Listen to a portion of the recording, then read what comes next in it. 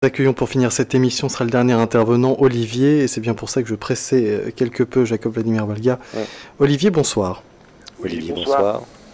En fait, je vous appelle parce que voilà, depuis peu, je m'intéresse énormément, enfin je pratique le soin par l'énergie, et en avançant, bon, je commence à comprendre que j'ai des petits soucis au niveau de la colère. Plein, vous êtes plein. Votre tête est toute rouge et toute grise comme la première personne qui a appelé la Faouzia. Votre tête est toute rouge. Vous avez une volute de fumée grise qui part de l'arrière de la tête et qui prend vraiment de l'espace. Il y a plein de colère envers vous-même. Évidemment, projeté, vous avez le cœur plein de colère et de rage.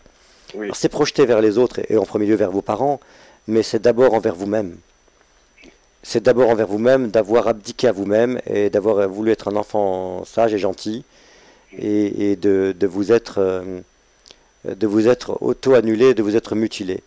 Donc là, effectivement, il y a un gros boulot avant de commencer à soigner les autres. Il y a un travail déjà pour se nettoyer soi de cette demande. En fait, votre mobile inconscient pour soigner avec l'énergie, c'est finalement d'obtenir la reconnaissance et l'amour des autres. C'est pas le bon mobile. Et c'est pas une bonne manière de faire du soin aux autres. Mais bon, beaucoup de praticiens de santé commencent avec ce mobile-là. Hein. C'est un mobile profond et important qui est souvent l'un des premiers mobiles.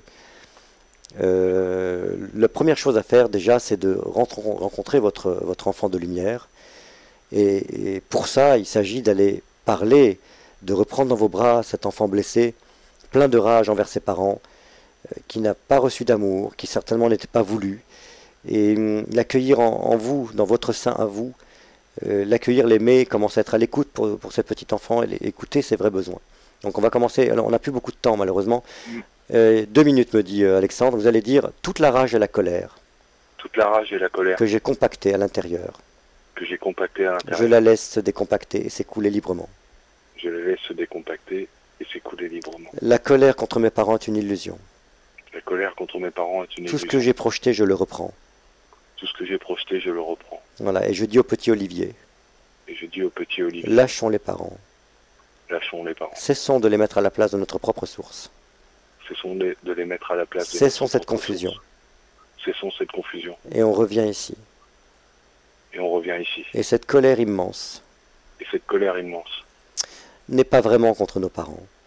N'est pas vraiment contre mes parents. C'est une colère contre des protagonistes. C'est une colère contre les protagonistes. D'une autre dimension. D'une autre dimension. Entre les parents et nous. Entre les parents et nous. Mais nous avons choisi de venir les rencontrer. Et nous avons choisi de venir et de les rencontrer. En tant que leur enfant. En tant que leur enfant. Pour que la paix et l'amour adviennent rapidement entre nous. Pour que la paix et l'amour adviennent rapidement entre nous. Donc, je vais pas au plus précis. Alors, on me demande de faire quelque chose de très précis avec vous. On va le faire. Je demande à ces protagonistes d'une autre dimension. Ça a coupé. Ça a coupé, mais il vous écoute. Quelques secondes. Donc, vous allez dire, je demande à ces protagonistes d'une autre dimension de comprendre qu'on ne peut pas reproduire le karma de vie en vie. Et que dans cette vie, je le dis rapidement, ça n'est pas de reproduire le conflit, mais que la paix advienne grâce au lien filial. Donc, je demande aux protagonistes, ceux des parents, et surtout du père, et les protagonistes de notre propre source à nous, qui s'est fragmentée, je demande à ces deux protagonistes de faire la paix. Et pour cela, c'est très très simple. Chacun retourne vers sa source de vie. Chacun des protagonistes va se dissoudre dans son propre centre de lumière pour comprendre à l'aune d'une vision plus large le sens de toutes nos vies et pourquoi il y a eu ce conflit et pourquoi nous nous retrouvons dans cette vie pour faire la paix dans ce lien père-fils.